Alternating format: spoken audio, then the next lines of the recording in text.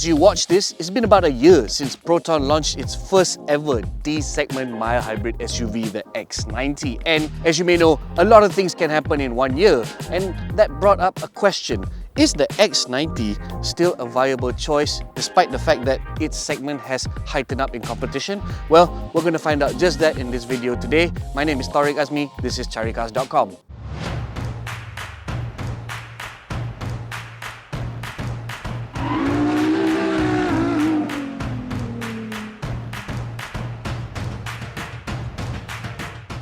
At a glance, the Proton X90 in general isn't that pretty of a car, but it is far from ugly. I mean, I'm sure some are already digging its rather squared look and stance.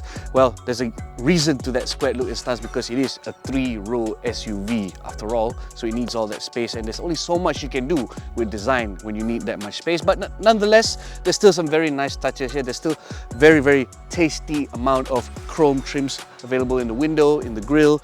There's 19-inch wheels, fitting given the size of this car if you ask me, and there's also some very tasty looking full LED headlights and fog lamps up front. So overall, far from ugly, not the prettiest, but not too shabby indeed. What we have on test today is the 1.5 TGDI BSG flagship variant, and that means this is the one that has the coveted 6-seat layout featuring second row captain seats. Moreover, this is also the range topper, meaning it comes fully loaded with a lot of bells and whistles. Let me show you. So obviously, unlike its lower end variants, you don't get a second row bench. Instead, you get two very posh seats that you could adjust across multiple ways and angles, as I'm demonstrating right now. They even come with their own dedicated armrests, and perfect for bosses, a boss switch for the front passenger seat for you to reclaim a little more space here. Now, what's also fun to note about the second row captain seats in this variant is the fact that these, like the front seats, come with built-in seat ventilation. Now, this is very nifty indeed in our weather, but you'll be glad to know that all variants of the X90 come standard equipped with dedicated second row seat aircon controls plus aircon vents. Now, if it wasn't obvious enough already, space in the second row seats are very abundant and spacious. However, some would question, what about the third row? Well, that's where I am right now, and as you can see, it's quite decent. In fact, just before filming this video, I drove the X90 to ferry 5 of my friends, so there were 6 of us in here, full-size adults, and the car handled it easily. Perhaps my only complaint about the third row seats is the ergonomics of the raised floor, which led to, as you can see, with the second row seats at normal position, also led to slightly cramped knee room. But otherwise, it is very decent to be here, and sweetening the affair is the fact that there are dedicated aircon vents for the third row seats, plus dedicated USB charge ports. Last but not least, the most important row, the first row of seats, is where you, the driver, sits, and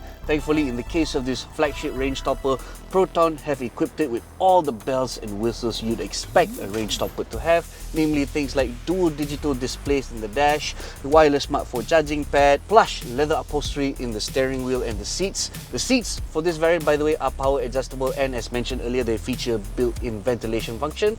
Another key luxury present in this variant include panoramic glass sunroof.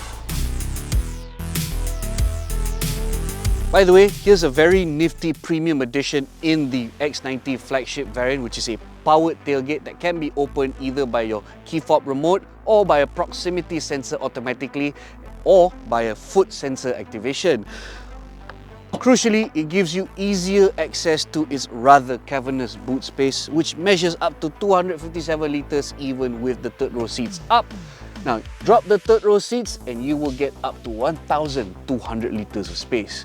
Talk about practical cargo hauling space, people. And now we move on to the beating heart of the Proton X90. As you can see, all variants, including this range topper, share the same 1.5 litre 3-cylinder turbo petrol mill that's paired with a belt starter generator mild hybrid system. This is in fact Proton's first partially electrified powertrain of its type, and it generates 130 PS and 255 Newton meters of twist. The mild electrification adds a small boost of 14 PS and 52 Newton meters, all of which drive the front wheels via a 7-speed 4-speed DCT automatic, and Proton says this setup promises to deliver a balance between performance and efficiency. They even claim it can sip as low as 6.8 litres per 100 km on average, which theoretically should grant you up to 882 km of travel. And now we move on to perhaps the most important question of this video. How is the X90 like to drive? Well, unsurprisingly, it is actually a very pleasant all-rounder, but there are some caveats. Now, given its size, weight, dimensions and power outputs I mentioned earlier,